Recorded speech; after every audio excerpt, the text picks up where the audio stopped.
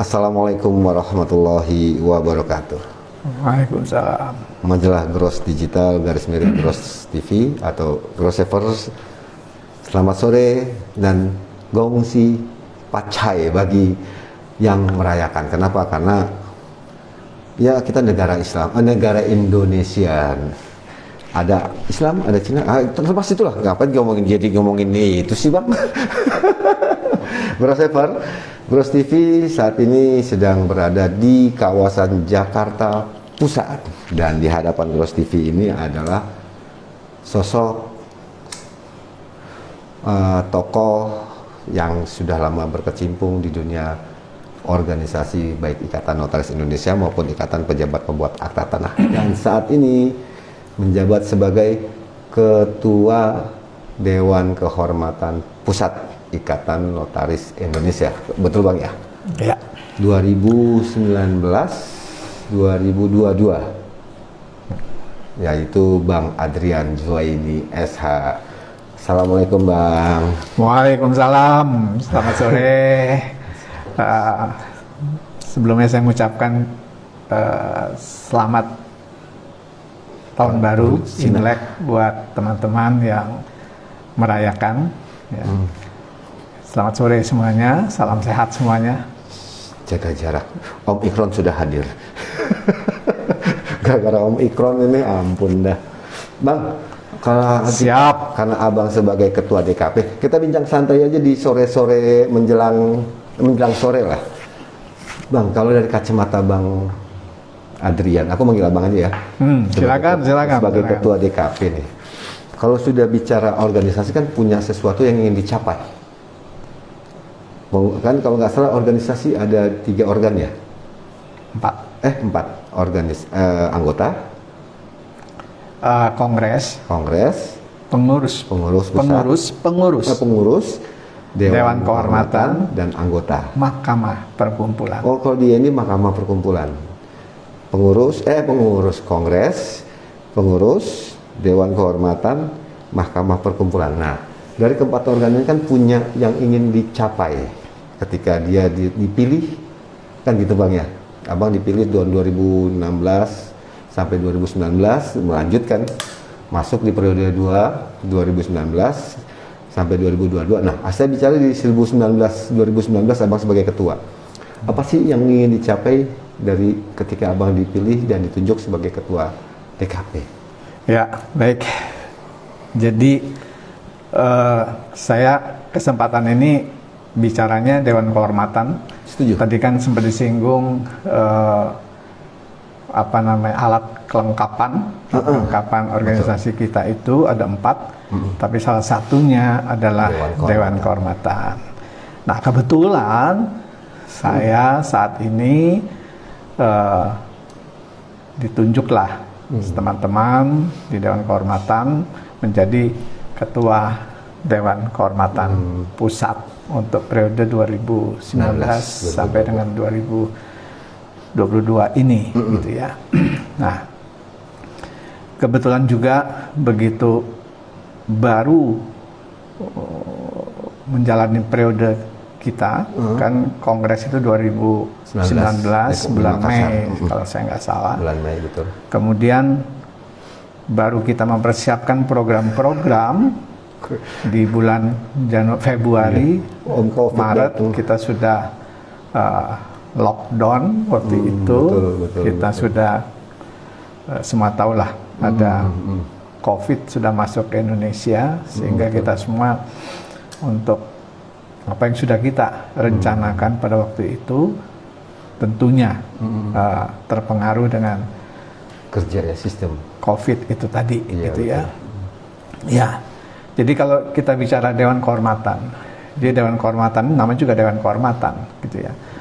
Jadi salah satu alat kelengkapan organisasi yang tujuannya adalah sebetulnya kalau kita bicara di anggaran dasar atau rumah tangga, fungsinya salah satunya adalah menegakkan kode etik, menegakkan kode etik.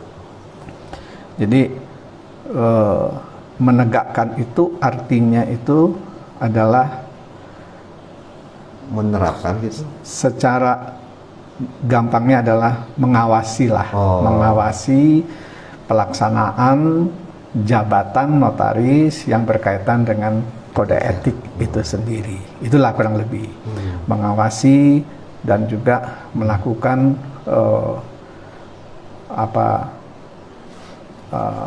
pemeriksaan terhadap pelanggaran kode etik notaris itu sendiri. Itu sebenarnya fungsinya. Fungsinya, ya. oke. Nah, kita di Dewan Kehormatan Pusat ini, konstitusi kita mengamanatkan jumlahnya hanya 7 orang. Maksimal 7 orang. Minimal nggak ada? Nggak ada. Oke. 7 orang itu saat ini yang masih ada di Dewan Kehormatan kita ini ada 5 orang. Kita tahu 2 teman kita kan sudah mendahului kita, rekan Abdul Syukur dan rekan Ahmad Ilyas yang sudah mendahului kita, sehingga kita tinggal 5 orang itulah yang menjadi Dewan Kehormatan. Nah, kode etik, sebelum saya bicara tentang penegakan dan pengawasan dan seterusnya itu, kode etik kita ini, kode etik notaris kita ini yang sekarang ini ada, ini adalah kode etik yang hasil perubahan 2015 ya? 2015 Banten. di Banten, iya, benar. dan sebelumnya juga adalah di Bandung. Oh ya, Bandung dulu sebelum tahun 2005 ya. Gitu ya. Kenapa itu ada perubahan? Sebetulnya ada yang melatar belakangi. 2005 itu dirubah kode etik dari sebelumnya sudah kode etik yang sebelumnya, karena kita pada tahun 2004 itu kita dikaruniai, katakanlah begitu, Undang-Undang Jabatan Notaris. UJN ya. 2004. Ya, itulah ya. Jadi yeah. kita semua sudah tahu UJN yang pertama, undang-undangnya ada tahun 2014 itu. Sehingga kode etik juga harus menyesuaikan dengan UJN. Itu. Makanya 2005 dilakukan perubahan kode etik itu. 2004 UJN turun, keluar, ya. Maka 2005 kita harus penyesuaian, gitu segera, ya. Kan gitu. Dalam 1 tahun kita penyesuaian di dalam forum kongres luar biasa waktu itu di Bandung, di Bandung, gitu ya. Nah, dalam perjalanannya kebetulan juga pada waktu kongres, pada waktu penyesuaian kode etik itu, kode etik notaris itu, saya juga salah satu yang ikut terlibat juga di situ, gitu ya. Kemudian 10 tahun kemudian, tahun 2014, gitu, kita juga muncullah Undang-Undang Nomor 2 tahun 2014 tentang Undang-Undang Jabatan Notaris yang merubah undang-undang sebelumnya, gitu ya. Nah, ada beberapa hal juga dalam Undang-Undang Nomor 2 tahun 2014 ini yang mengamanatkan perubahan-perubahan juga berkaitan dengan kode etik, gitu ya. Sehingga dilakukanlah perubahan juga kode etik. 2015 itu di dalam forumnya juga kongres luar biasa KLB di Tangerang pada waktu itu, Banten. Novotel ya kalau nggak salah. Ya, itu 2015 terjadi di situ. Nah, itulah kode etik yang hari ini masih berlaku, ada kode etik hasil 2015. Penyempurnaan itu, gitu ya.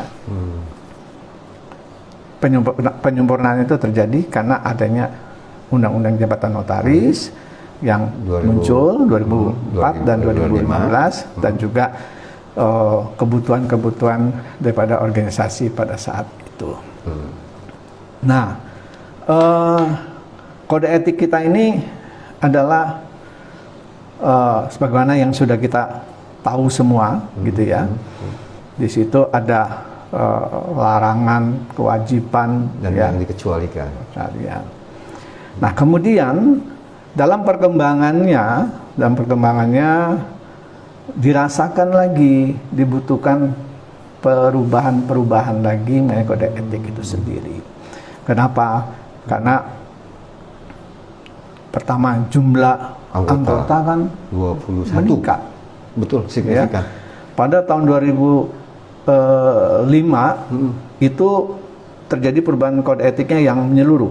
Ya. Sedangkan tahun 2015 itu hanya penyesuaian sedikit dengan Undang-Undang Jabatan Notaris gitu ya. Nah, pada waktu 2005 ini itu jumlah anggota kita kan mungkin belum 10.000. Belum sampai. Belum sampai. Ya belum. Ya, belum sampai. Belum sampai. 2015 saja masih sekitar 12-13 ribu. 11, 12, 13 Ya. betul. Nah, saat ini sudah mencapai 21.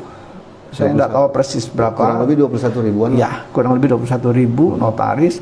Jadi populasinya begitu cepat. Ditambah dengan perkembangan IT, teknologi, digital, teknologi digital yang berkaitan dengan media sosial dan seterusnya, ini juga begitu cepat dan masif, gitu ya. Nah, inilah yang selalu menjadikan persoalan, gitu ya. Nah, sehingga dirasakan, oh perlu nih sekarang ini kita untuk merubah lagi undang-undang kode etik itu sendiri. Muncullah gagasan-gagasan untuk melakukan perubahan-perubahan itu. Di sebelum periode saya sebagai ketua umum sudah terjadi juga konsep yang dilakukan, perubahan yang dilakukan oleh teman-teman pada waktu yang periode yang lalu itu. Nah, tapi saya sendiri merasa kode etik yang sekarang ini harus secara total kita benahi. Gitu ya.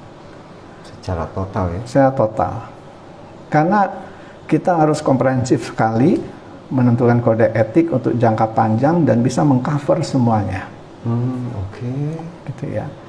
Dan harus gampang untuk dimengerti baik itu oleh seluruh anggota INI, gitu ya. Juga oleh Dewan Kehormatan. Dalam rangka yang kita bicarakan, yang kita biasa omong tuh penegakan kode etik itu, ya, gitu ya. Siap. Nah, inilah yang pemikiran kita yang harus kita lakukan. Nah, muncullah ide untuk tematik.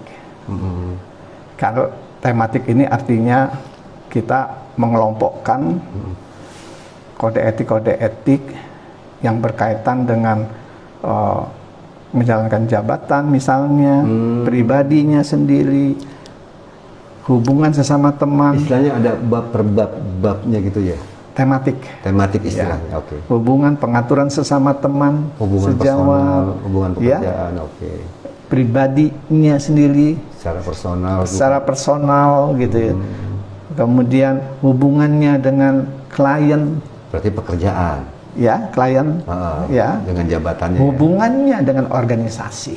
Wow. Ini yang tidak lebih lengkap itu. Iya, ini pemikiran kita yang kita berharap ini bisa terwujud. Amin. Gitu ya. Amin. Sehingga teman-teman semua anggota itu dapat memahami secara cepat. Oh, ini contohnya, oh ini saya kaitan dengan teman harus bagaimana? Mana yang saya boleh, mana yang tidak boleh. Dengan organisasi seperti apa?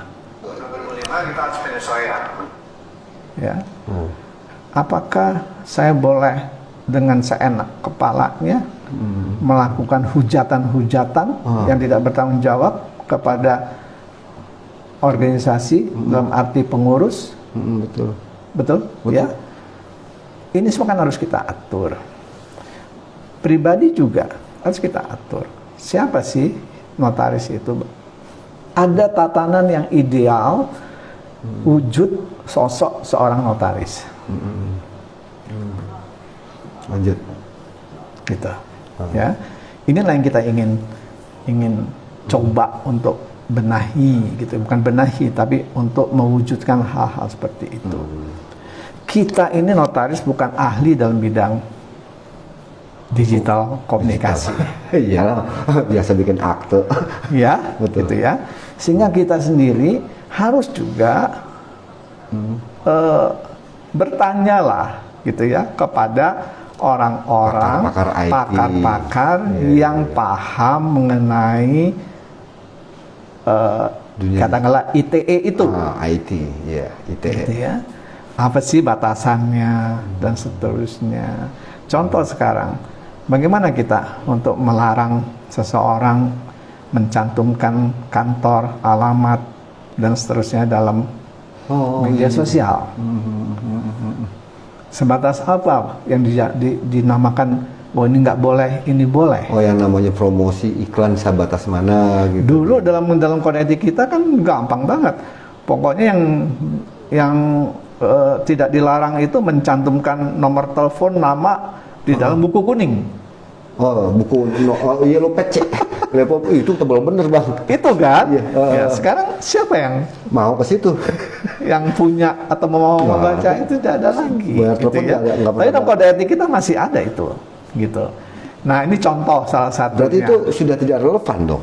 Saya bukan mengatakan tidak relevan, tapi Sudah tidak digunakan. iya bukan, tapi kemajuan teknologi digital, ya media sosial dan Oh, iya, seterusnya, ya informasi kan jauh sudah. Betul. Waktu dulu hanya telepon, Bukunya biasa. tebel, kuning. Buku kuning Sekarang istilahnya. buku kuning itu masuk ke dalam handphone, dalam komputer. Iya, itu kan ya. Wow, keren. Nah, ini semua kan kita harus melihatnya jauh ke depan. Betul. Perubahan-perubahan tuh harus melihat ke depan, jauh ke depan. Jadi kita nggak bisa secara parsial saja mengutak-atik kode etik yang ada sekarang ini kita tambah kurang itu tanpa menurut melihat saya keluar, betul. itu harus komprehensif untuk melakukan perubahan-perubahan itu, gitu setuju, ya. setuju. Nah ini semua lagi berjalan, gitu ya. Mudah-mudahan aja dalam tempo yang nggak lama nanti kita akan konsepnya sendiri akan selesai, lalu kita akan sosialisasikan dulu, kita harus bicarakan sesama. Ada yang menarik, Bang. Tadi kan kalau nggak salah Bang Adrian bilang dikelompokkan atau tematikan. Oh, ini hubungan dengan sesama teman, rekan. Seperti apa aturan mainnya. Kemudian ini hubungannya dengan jabatan, dengan klien. Bagaimana aturan mainnya.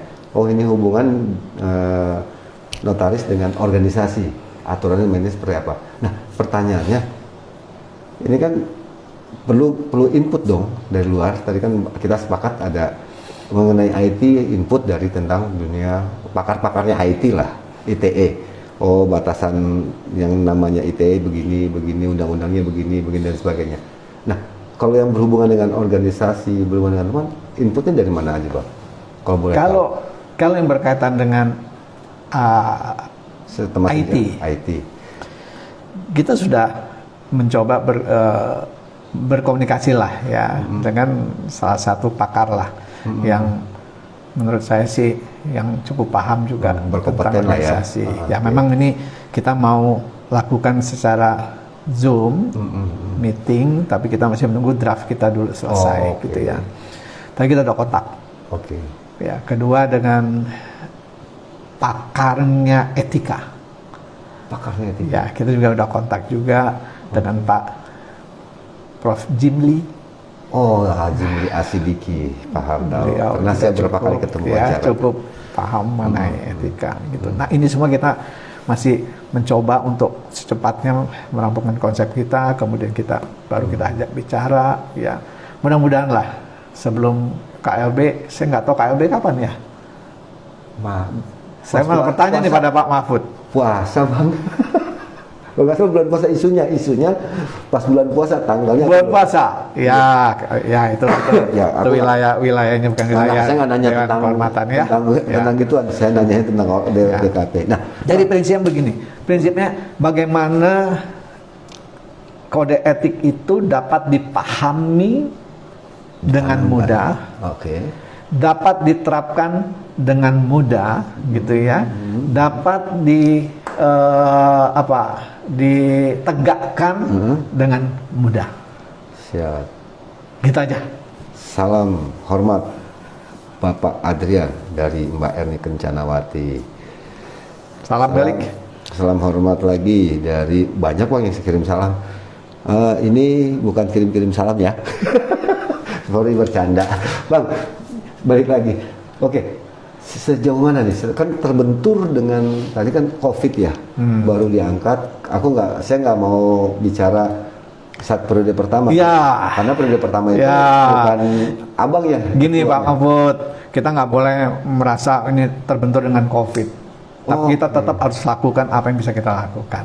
Ya, boleh deh, apa nih yang Ya seperti inilah ya. Kita dengan situasi yang seperti ini, yang terbatas seperti ini, yang kita harus lakukan.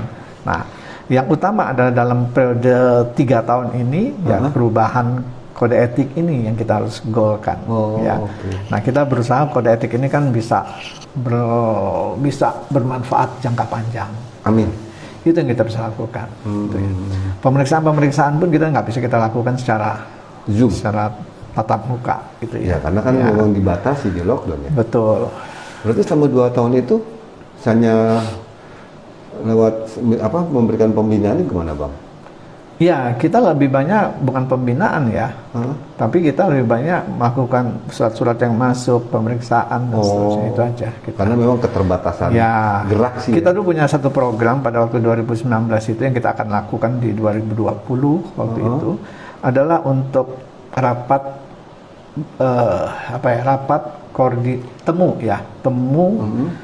temu dengan teman-teman di Dewan Kehormatan wilayah Se-Indonesia. dan Dewan Kehormatan Se-Indonesia. Wow. daerah di Indonesia. Nggak jadi. Perwakilan kita ajak ke Jakarta untuk kita bertemu, membicarakan tentang kode etik, tentang penegakan kode etik dan seterusnya ya, ke depan gitu ya. Dan kita juga melihat situasi dan perkembangan mengenai teknologi dan seterusnya gitu ya. Tapi kita ya sekali lagi kita terbentur dengan situasi seperti ini gitu. Ya akhirnya cuma sebatas pemeriksaan di berkas-berkas aja jadinya. Ya, itu. Nah, itu ini kan- rutin kita masih mengadakan rapat-rapat sesama Dewan Kehormatan dengan PPINI pun kita sering juga Tapi kan mungkin berkoordinasi. lewat Zoom kali ya. Lewat Zoom, betul. Ya, sekarang semua lewat Zoom lah. Zoom jadi hit. Ya, Langsung naik daun tuh Zoom. ya. Dulu nggak ada Seperti Zoom. besok juga kita ada agenda juga dengan PP untuk Zoom, Baik Zoom lagi. untuk Zoom juga. Belum berani rapat tatap muka gitu bang? Belum kita masih melakukan seperti itu aja dulu. Masih. Karena ada si Om Ikron sih ya. Iya, dan Si teman-teman Omikron juga biar juga dari tempatnya saat itu dia bisa mengikuti juga rapat. Itu dalam waktu dekat. Enggak, besok kan ada rapat dengan PP. Oh, Ya, kalau kaitan dengan teman-teman PP. Dewan Kehormatan wilayah dan daerah itu nampaknya situasi lagi begini mungkin masih belum Bisa ya. Berarti bahas Zoom lagi. diagendakan paling Zoom. Bahas Zoom. Oke. Nah kalau untuk dengan PP itu apakah berbicara tentang kehormatan atau ada hal lain dengan? Besok itu tentunya ada koordinasi biasalah kita berkoordinasi dengan Kegiatan rutin lah ya. kegiatan rutin, Oke. kasus. Kalau besok ini kita membahas ada satu surat dari instansi lah. Oh. Ya, hanya itu besok. Nah berarti kan ini harapan bukan sebenarnya istilahnya pas ya sih bang, menegakkan dengan mengawasi itu. Ya sebetulnya Kalau bicara ini kan istilah kata. kalau ya. bahasa awam itu kan penegakan gitu ya, Mesti penegakan ya. Benar Jadi tegak memang gitu ya. penegakan ini kan konotasinya ada barang yang Jatuh. ditegakkan gitu ya. Padahal tidak kan. Padahal fungsinya adalah mengawasi ya, mengawasi sejauh apa mengenai pelaksanaan dari bukan pelaksanaan tapi mengukur sejauh apa teman-teman notaris patuh dengan etika dalam rangka menjalankan jabatan. Hanya itu saja sebetulnya kan. Batas ya. itu. Ya. Nah pengawasan itu apakah ada di dalam perubahan itu kalau nggak salah kan ada yang boleh, ada yang dilarang, tidak boleh dan terkecuali gitu ya. Ya, jadi ada larangan, ada kewajiban, Kewajiban, larangan, pengecualian. dan pengecualian. Ya. Nah, apakah di 3 itu yang kode etik yang saat ini ya ada punishment? Oh, punishment tetap ada. Ada. Cuman sekali lagi kan namanya kode etik ini kan punishmentnya adalah kaitan dengan organisasi kan. Karena kita kan kode etik ini kode etik yang dibentuk oleh organisasi.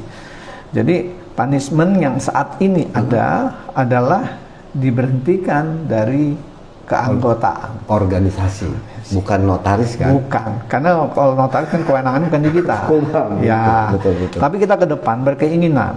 Berkeinginan itu artinya kalau memang itu sudah diputus pelanggaran dan pelanggaran katakanlah yang terberat, Cukup berat lah, gitu ya, kita bisa usulkan. Dan itu di dalam anggaran rumah tangga kita yang kemarin kita rubah di KLB di Banten itu sudah dibunyikan bahwa kita bisa berkoordinasi dengan MPPN gitu ya, Majelis Pengawas ya, Pembinaan dan Pengawas Notaris dan dapat MPPN mengusulkan kepada Menteri Hukum untuk dilakukan pencabutan SK.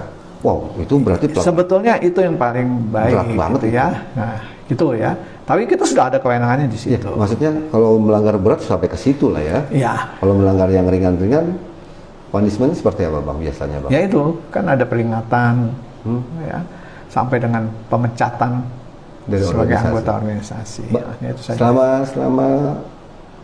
Selama COVID ini berarti kan lebih banyak melihat di dunia digital dong untuk mengawasinya ya. Nah, melihat perkembangan digital nih Bang. Itu tadi yang saya sampaikan tadi kan sekarang kode etik kita itu kan dulu dibuat pada saat perkembangan dunia digital yang kaitan dengan sosial media ini kan belum semarak sejauh sekarang. ini gitu ya, Betul. belum. Jadi masih dalam tahapan yang memang zamannya itu. Nah, ke depan bukan ke depan, saat ini kan kita lihatlah ya, dengan gampangnya sosial media itu yang tadinya itu ditujukan untuk supaya kita bisa bersosialisasi sesama rekan, sama teman, tapi Fungsinya itu fungsinya sebetulnya. sudah menyimpang. Di situlah tempat orang mengobrol kemarahan, mengobrol kebencian gitu ya. Betul. Kemudian yang kadang-kadang tanpa dasar gitu ya. Saya bukan penggemar daripada sosial media, tidak. Tapi saya tahu saja itu gitu ya. Tapi kan mau tidak mau harus Bang, karena teknologi nggak bisa dibendung. Iya, ya. Nah, itu yang kita harus perkuat di dalam kode etik kita itu gitu ya. Berarti apa yang sedang terjadi saat ini belum bisa dikasih punishment dong, karena belum Ya selama kode etik kita belum ditetapkan yang baru, ya kita kan belum bisa. hanya bisa mantau aja jadinya. Tahu. Nggak bisa memberikan punishment, pemanggilan, peneguran gitu. Iya, kita secara spesifik kita belum bisa kan ya. Oke. Ya, tapi kita juga kadang-kadang juga kita memahaminya ini pelanggaran apa sih? Karena kalau secara kode etik kita itu kan tidak spesifik mengatakan ini pelanggaran berkaitan dengan sosial media betul. gitu ya. Jadi gampang ya. Gampang. Mau ngapain Gitu. ini? Itulah yang kita ingin coba diwujudkan di dalam kode etik yang baru Insya Allah ini. ya ke depan. Tadi itu tujuannya supaya kita betul-betul teman-teman juga anggota IANI juga paham bahwa ini larangan, ini nggak boleh menghujat orang bagaimana, menghujat sesama teman bagaimana, menghujat organisasi juga seperti apa gitu ya. Itu juga harus ada pengaturannya. Betul setuju. Berarti itu nanti akan tertuangkan semua di situ. Kita berkeinginan begitu ya. Terlepas dari itu, gemes nggak Bang melihat selama ini dunia maya seperti itu kondisi suasananya? Abang sebagai ketua DKP. Ya gemes juga ya. Cuman ya itulah kemajuan daripada digital yang jadi kemajuannya duluan dibandingkan dengan pengaturan yang berkaitan dengan etikanya. Iya. Gergetan. Ini apa sih ini? Ya, kalau dulu kan cuman SMS dulu ya. Dulu saya pun juga ketua umum, wah banyak juga lah terima yang WA gitu. Ya, kalau WA kan pribadi. Facebook dulu paling begitu ya. Facebook cuma sebatas Ya, itu aja. tapi sekarang sudah jauh berkembang gitu. Nah, berarti kan ini ada sebuah harapan ke depannya dalam perubahan itu, yaitu mengatur untuk tentang dunia maya. Atau bukan dunia maya, tapi ITE-nya. Ya. Secara ITE diatur nanti ke depan. Ya, jadi kita juga tidak mau kan kita mengatur sembarangan. Ternyata kita nanti menjadi hal berbalik pada organisasi ya. Jadi kita betul-betul pengen tahu batasannya yang kita bisa anggap itu pelanggaran gitu ya. Nah, untuk itu kan tentu ahli-ahli lah yang harus banyak bicara tentang hal itu. Nah, Bang, kalau bicara tadi input ya, ada nggak input-input dari teman-teman di daerah atau dari teman-teman Penguil di DKW ya? DKW. DKD. Ada. Waktu kita di Malang kemarin itu di LP3YD di Malang itu juga ada memberikan satu masukan konsep dan seterusnya. Nah, inilah yang semua kita godok ya. Godok semua. Ada juga. Hal-hal apa Bang yang diperlukan di daerah selain kalau IT? Ya, semua itu kan pertama juga moral ya, selalu ya, bicarakan selalu moral ya. Ya jadi pasti etika. Jadi bukan banyak ya, tapi semua orang berharap notaris ini bermoral, mempunyai moral kutip yang baik. Tapi siapa sih yang bisa menilai moral orang gitu? Betul. Ya? Gitu ya. Artinya kalau sudah jadi notaris itu kan ada jabatan kepercayaan, dia harus dibekali dengan etika pribadi yang baik, gitu ya. Yang baik, ya, yang baik itu tanda kutip juga. Kan itu sebetulnya. Berarti kan etika, estetika, attitude. Ya. Ini yang tertua, makanya tadi Abang bilang ada pembagian ya, ada 3 ya. Ya. Hubungan dengan sesama rekan, hubungan dengan. Ya, enggak terbagi 3 itu. Jadi kalau kita bicara tematik kan sebetulnya satu adalah pribadi. Kedua, hubungan dengan rekan. Ini yang penting kan, siapa itu notaris harus bagaimana, walaupun kita sekarang sudah ada kan harus syarat-syarat menjadi seorang notaris gitu ya. Kemudian hubungan juga sesama rekan. Iya. Gitu ya, sesama rekan kita tuh seperti apa, yang boleh, ada yang tidak gitu ya. Kemudian hubungan kita dengan klien gitu. Berarti ya. menyangkut pekerjaan. Seperti apa. Kemudian yang selama ini tidak pernah juga mungkin terpikirkan adalah hubungan dengan organisasi. Nah, karena bagaimanapun ini kode etik yang dibuat oleh organisasi. Betul. Berlaku untuk semua tanpa terkecuali. Ya, karena mereka sekarang berhimpun dalam satu wadah namanya Ikatan Notaris Indonesia, ya tentunya ada etika yang harus dipatuhi. Ya iyalah. Dan itu berlaku untuk semua dong. Semua. Siapapun dia. Dia betul. Nah, Bang, kalau bicara pergaulan, kalau bicara di medsos tadi sudah ya. Kalau pergaulan secara langsung, ini kan ada 2 nih Bang, secara online, berarti kan lewat media sosial. Nah, kalau pergaulan itu diatur juga nggak, pergaulan ketika bertatap muka secara langsung? Pergaulan gimana maksudnya pergaulan? Ketika bertemu seperti apa itu? Ya itu kan tadi itu yang. Kalau itu kan ada yang di medsos kan berarti cara tata bahasa ya. Ya. Cara tata tutur bahasa di media sosial seperti apa? Ya itu kan mungkin maksudnya kan pergaulan itu kan sesama teman notaris. Ya itu kan mesti kan harus ada pengaturan juga kaitan dengan etikanya seperti apa. Itu tadi yang saya katakan tadi kan kalau kita bicara tematik kan itu. Itu ada juga. Hubungan yang harus diatur hubungan sesama teman kan, dengan teman sejawat seperti apa, hubungan dengan organisasi seperti apa. Kenapa? Karena kita adalah anggota. Nah, emang selama ini Abang lihat hubungan dengan organisasi seperti apa sih? Sampai dibuat sebuah aturan apa? Iya, kita kan sekarang banyak melihat ya di dalam media sosial itu, terutama media sosial itu kan begitu masifnya. Media sosial itu dipergunakan atau dimanfaatkan oleh orang-orang tertentu untuk mengumbar kebencian kepada organisasi, kepada pengurus-pengurus yang saat ini menjadi pengurus organisasi, gitu ya. Ketidakpuasan diumbar di situ. Dan bahasanya pun bukan lagi bahasa kritikal, bukan bahasa mengkritik, tapi sudah menghujat, ya, sudah tidak lagi bisa membedakan antara Oh, Istilahnya bully membuli gitu ya. nggak tahu lah saya bully atau bukan, tapi kalau bully kan mungkin ada dua pihak ya. Oh iya, iya. Tapi ini kan kadang menghujat, kebencian. Nah itu kan nggak boleh sebetulnya. Kita tuh selalu menghujat kebencian begitu ya. Kita ada forum kok. Forum kita kalau kongres, ada forum kongres, ada forum rapat RP3YD itu gitu ya. Ya, kalau berkaitan dengan organisasi sampaikanlah di situ. Iya, iya, iya. Marilah kita berdebat di situ gitu ya. Nah, setelah itu selesai gitu.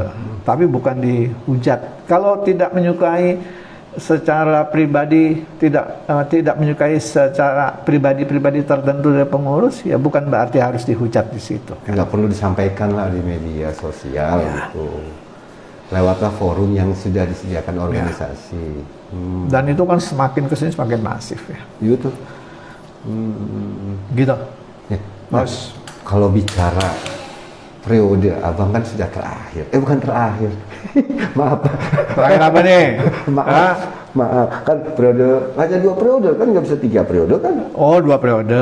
Iya Ya. kan? Karena periode pertama di bawah Bang Ari ya. Ari Supratno 2016, 2019 gitu ya. Kan berarti bisa nggak tahun 2022 naik lagi? Oh enggak, sudah cukup, berikanlah kesempatan pada yang lain ya.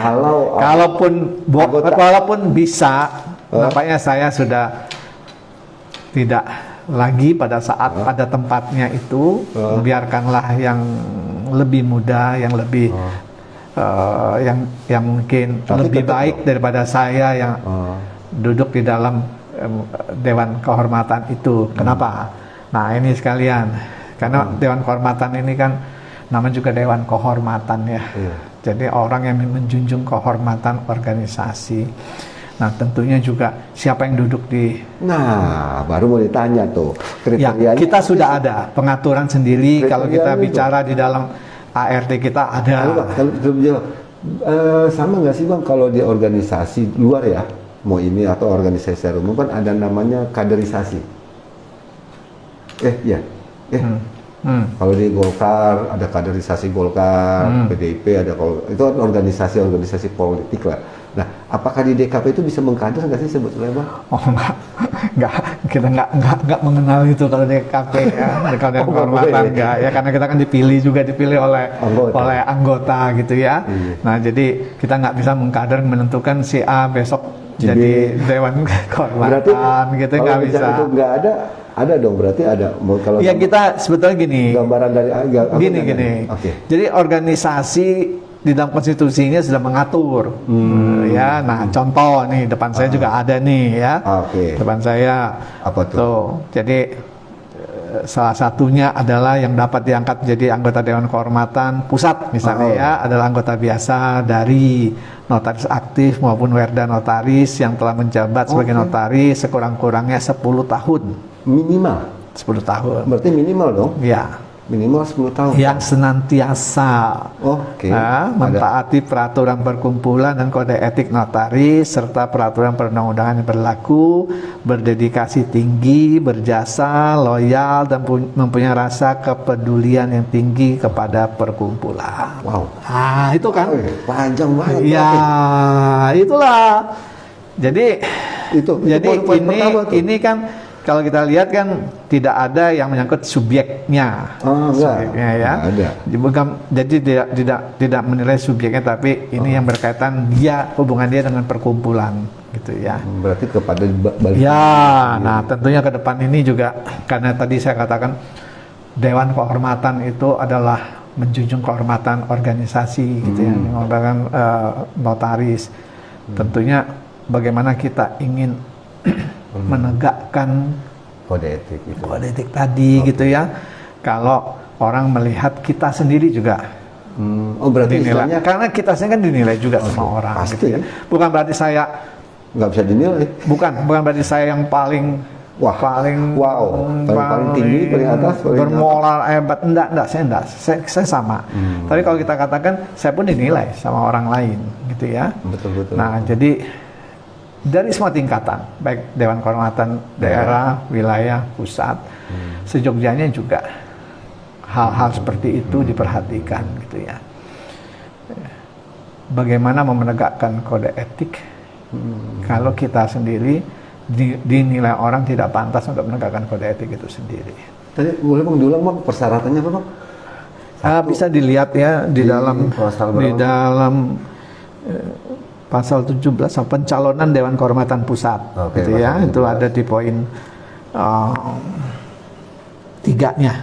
Ya, bisa Apa? dilihat lah nanti Ah. isinya apa. Apa aja itu tadi Bang? Ada apa? Siapa aja Bang? Boleh? Boleh Bang baca sekali lagi Bang? Yang dapat diangkat menjadi anggota Dewan Kehormatan Pusat adalah anggota biasa Yang 10 tahun. baik dari notaris aktif maupun werda Nah, notaris. bicara werda. Bicara werda berarti kayak, maaf aku sebut nama ya, kayak Bang Winanto, Pak Win lah ya. Pak Win kan sudah werda ya. Pak Win sudah werda. Bu yang di Bandung itu Bu Betul. Tin Norman Lubis. Itu bisa dong diangkat jadi DKP. Oh boleh, Boleh. boleh, boleh. Kalau werda boleh. Kan saat ini kan Bukan diangkat, dipilih. Dipilih, maksudnya diajukan oleh dipilih. anggota, Ya, ya? dipilih. Oh. Kalau dia dipilih boleh. Ya, kalau ada yang mau memilih ya boleh. Berarti nggak terbatas usia ya? Oh tidak, werda kan? Oh iya, memang werda ya, werda. Jadi memang di sini diatur mengenai siapa. Di situ diatur nggak beberapa periode? Ada 2 kali ya. Dua Cuman kali saya atau harus boleh cari- lebih? Nggak boleh. Nggak boleh. Mancing. Tapi prinsipnya berikanlah pada yang Mudah. lebih mumpuni dari saya gitu ya. Terutama saya, jadi saya nggak bicara orang lain gitu ya. Iya kan? Berarti sebelum itu menerapkan ke diri sendiri dulu kali ya. Iya. Gitu loh.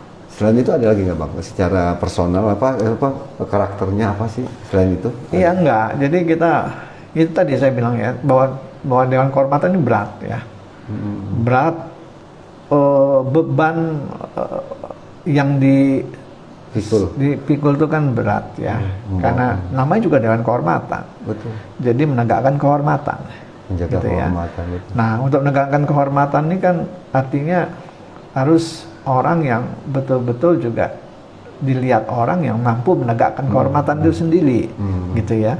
Nah, bagaimana kalau kita sendiri dinilai tidak pantas untuk menegakkan kehormatan itu, gitu. Itu yang saya bilang, sehingga ini berkaitan juga dengan karena Dewan Kehormatan ini baik daerah, wilayah maupun pusat dipilih oleh anggota. Nah, inilah yang menurut saya yang mestinya itu juga menjadi satu pertimbangan gitu ya. Gitu. Iya betul. Karena benar-benar harus bisa itu tadi. Waduh, dari Pak Manda, Pak Aryo, salam hormat buat buat Bapak Adrian. Wah, banyak yang kirim salam. Manda Pak Arya, salam balik lah. Salam balik. Manda Pak Aryo. Buat teman-teman semua salam balik ya, gitu ya. Iya, Ya, yang penting sehat semua, jaga gitu ya. jarak. Jangan lupa cuci tangan sebelum makan. Iya.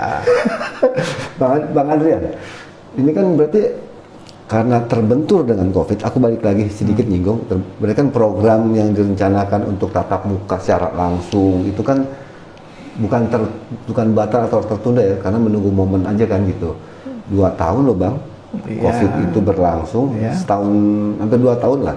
Nah, berarti kan waktu ini, saat ini kan di tahun 2002 ya, 2002 ini kan ke 22. depan udah makin mepet, ditambah menjelang ke KLB.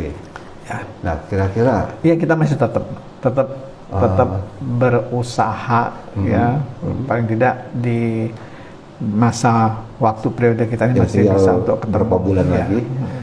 Nah, inilah mungkin dalam kaitan dengan perubahan kode etik ini ya, ini forumnya kan juga harus kita sampaikan juga ya kepada teman-teman itu. Gitu. Lihat aja lah nanti, bos. hasilnya.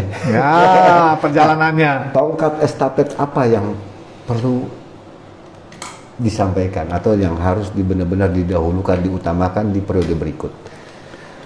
Ya, jadi Yang menurut kacamata Bang Adrian sangat urgent.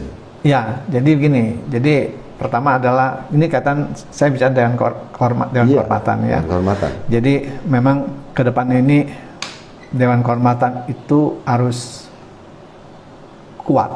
Pertama itunya dulu deh, kode etiknya dulu.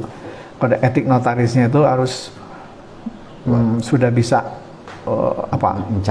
mencakup semua hal dan gampang dibaca, gampang dimengerti, gampang dipahami baik oleh notaris maupun juga teman-teman Dewan Kehormatan, gitu ya.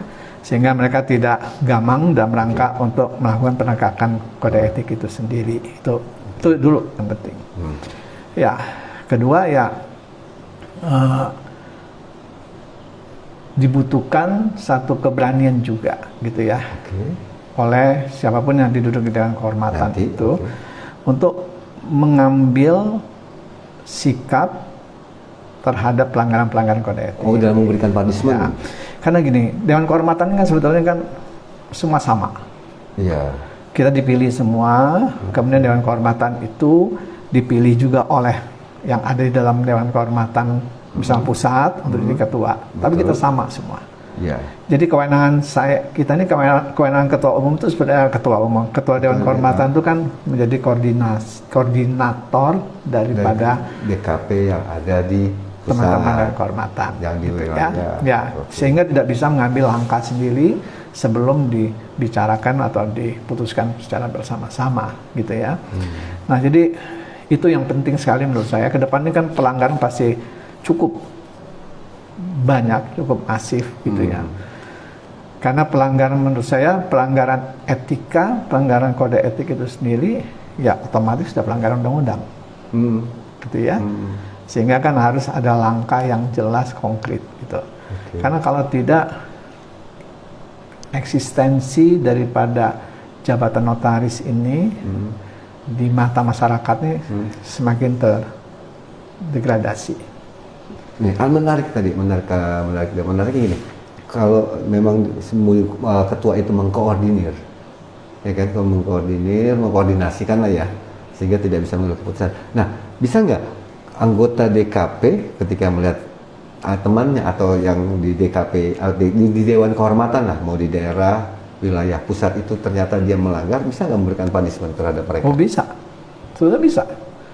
Sebetulnya kan tidak ada semua. Jadi gini, semua anggota Ikatan Notaris Indonesia ini kan harus patuh dan tunduk pada kode etik. Iya, betul. Ya, tanpa terkecuali. Ya. Tidak terkecuali saya.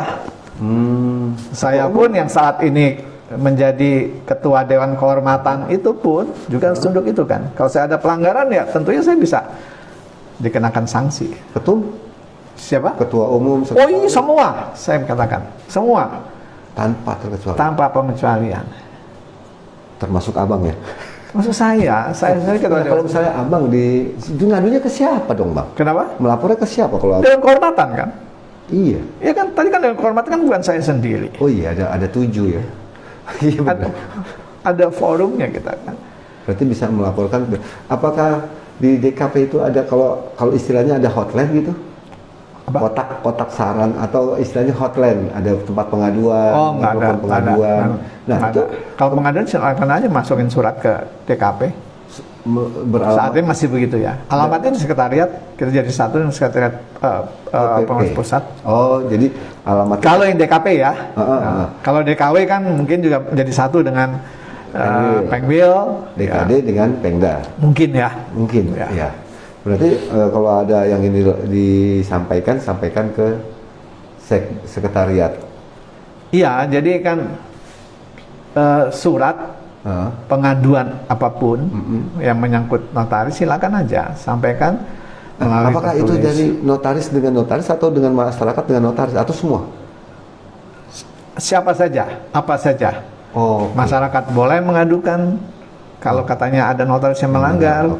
Sesama notaris juga bisa, ya. Tapi tidak semuanya yang masuk surat itu kita penuhi. Bukan penuhi, artinya sudah dianggap melanggar. Oh, tidak. Berarti ada proses ya. Proses. Tahapan pertama surat masuk, kemudian dianalisis. Iya, kemudian kita rapatkan, bicarakan bersama-sama. Gitu. Mana yang masuk pelanggaran, mana yang tidak. Oh, ini baru pelanggaran. Tidak semua ya. Tidak Jadi semua. jangan dianggap kalau ada surat masuk pengaduan Ditolak. pasti sudah Ditolak. putus pelanggaran kode etik, tidak. Nah, Ya. itu berarti kan nanti ada yang istilahnya ringan, sedang, berat. Berat itu kan sampai diberhentikan dari organisasi. Kalau yang ringan-ringan seperti apa, Bang? Yang cuma peringatan-peringatan gitu. Iya, ya sanksinya kan, sanksinya ya itu pelanggarannya, peringatan. pelanggarannya. Yang dianggap ringan, paling ringan. Nulis jabatan gitu di medsos, melanggar. Di medsos, di medsosnya tadi yang saya katakan tadi ya, kita belum. Jadi banyak lah, Notaris. banyak. Saya nggak bisa bicara begitu sehingga nanti saya khawatir. Artinya kalau ini dianggap pelanggaran ringan, ini dianggap pelanggaran, saya siap. nggak bisa begitu. Oke. Tergantung kasusnya masuk, kita. Bener-bener. Jangan sampai ntar, kita begini aja deh, ringan ini. Iya, itu nggak boleh. Ya, siap. Uras dukung. Jadi jangan disampaikan. Biarkan DKP yang di Dewan Kehormatan. Silakan saja kalau ada pengaduan sampaikan saja ke Dewan Kehormatan Pusat. Kalau itu memang pusat gitu ya, ditujukan ke pusat, alamatnya di sekretariat. Nanti kita bahas bersama-sama dengan teman-teman Dewan Kehormatan. Selain 10 tahun, selain udah menjabat 10 tahun, apakah dia juga aktif di pengurusan pusat, pengurusan wilayah? Tadi kan pengurusan sudah ada nih, kan udah ada nih. Jadi aktifnya itu aktif sebagai anggota Ya. atau jadi pengurus? Nah, jadi gini, saya ulangin lagi ya. Yang dapat diangkat menjadi anggota Dewan Kehormatan Pusat adalah anggota biasa dari notaris aktif maupun werda notaris yang telah menjabat sebagai notaris sekurang-kurangnya 10 tahun. Oke. Ya, yang senantiasa mentaati peraturan perkumpulan Oke. dan kode etik Oke. notaris serta peraturan perundang-undangan yang berlaku, Oke. berdedikasi tinggi, Oke. ya, berjasa, Oh, berjasa. Ya. Oke. dan loyal serta mempunyai rasa kepedulian yang tinggi kepada perkumpulan. Nah, sudah.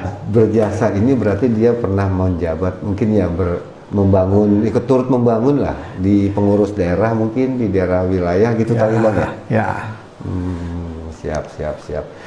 Menarik sih. Tapi kalau seandainya nih Bang, ini dua pertanyaan terakhir. Karena kan di situ secara tersirat tersurat ya 2 periode. ini apa nih? Ini sasaran mau kemana nih? Hah? Detik terakhir, kalau memang seandainya itu tidak diatur 2 periode atau 3 periode, Abang diminta lagi. Jangan kasih yang Mohon muda. maaf sekali, saya dengan sangat berat hati saya mengatakan sudah cukup saya untuk 2 periode menjadi anggota Dewan Kehormatan Pusat gitu ya, 2,5 periode menjadi ketua umum gitu ya. Nah, sudah cukup. Berikan buat saya pribadi, berikan kesempatan itu kepada teman-teman yang lain yang pasti lebih baik daripada saya. Berarti mau menjelang pensiun persiapan. Oh iya, kita sudah mau beberes. sudah ya gitulah ya. Semua kan akan sampai ke sana. Pasti. Gitu ya. Pasti. Jadi prinsipnya itu buat saya. Ada yang disampaikan pesan mungkin atau saran berkaitan dengan tadi perubahan kode etik, keduanya tentang baru aku masuk menjelang kontestasi. Oh ya, jadi kita ini kan mungkin apa ya, kalau saya bilang kita bersaudara itu rasa ya, katakanlah kita ini kan semua bersaudara dalam arti kita sama-sama notaris gitu ya, bernaung dalam satu wadah. Jadi konsentrasi yang akan datang ini kan itu hal yang menurut saya hal yang rutin 3 tahunan. 3 tahunan. Oke. Ya. Jadi jangankanlah hal itu menjadikan kita semua ini tercerai berai, ya, menjadi menimbulkan permusuhan di antara kita. Hormatin saja, ya. Siapapun yang mau maju, yang merasa dirinya mampu untuk menjadi ketua umum yang akan datang, silakan. gitu ya. Kita hormati. Begitu juga siapa sih yang akan mendukung, yang akan memilih dia, kita hormati. Kita bukan zamannya lagi untuk menggiring orang, untuk memilih seseorang dengan cara-cara yang menurut saya yang tidak baik gitu ya. Sudah, kita bersama-sama saja. Itu harapan saya. Ya, kita bersaudara. Kita lakukan sajalah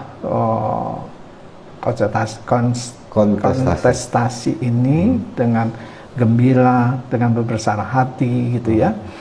Kemudian kita jaga kerukunan sesama kita gitu ya, sama notaris gitu. Dan hormatin. Iya. Kita hormatin, kita saling menghormatin gitu ya. Siapapun kita saling menghormatin.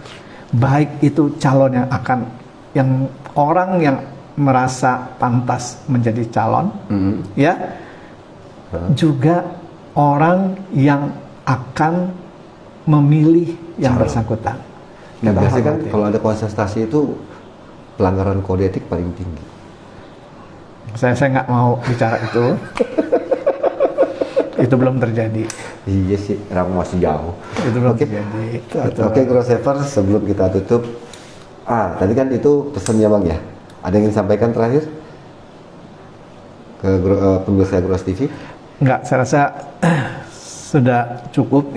Ya, mohon maaf saja kalau kira-kira ini apa sih wawancara, ngobrol-ngobrolan ini mungkin ada yang tidak berkenan atau kurang berkenan, ya kurang lebihnya saya mohon maaf saja. Ini obrolan-obrolan saja, tidak ada maksud saya untuk menyinggung seseorang. Ya, ini dasarnya adalah karena saya mungkin sudah pernah duduk menjadi ketua umum. Saat ini juga di Dewan Kehormatan. Ya, artinya saya mungkin duluan kenal sedikit banyak. Saya sudah duluan berjalan. Nah, inilah yang saya sampaikan pada teman-teman semua itu. Mungkin itu saja. Oke, terima kasih Pak Mahfud, terima kasih banyak teman-teman, terima kasih banyak, jaga kesehatan, semoga tetap sehat semua ya. Amin. Ya. Oke, Grossever, itulah Bang Adrian. Pengalamannya di organisasi kan sudah wow. Ketua umum aja udah, ketua Pengda, ya Bang ya, ketua Pengda, ketua Penggul, ketum, terakhir DKP. Berarti di atasnya DKP berarti. Pensiun. Oke, Grossever, sampai jumpa. Oke, makasih banyak. Terima kasih. Selamat sore. Assalamualaikum warahmatullahi wabarakatuh.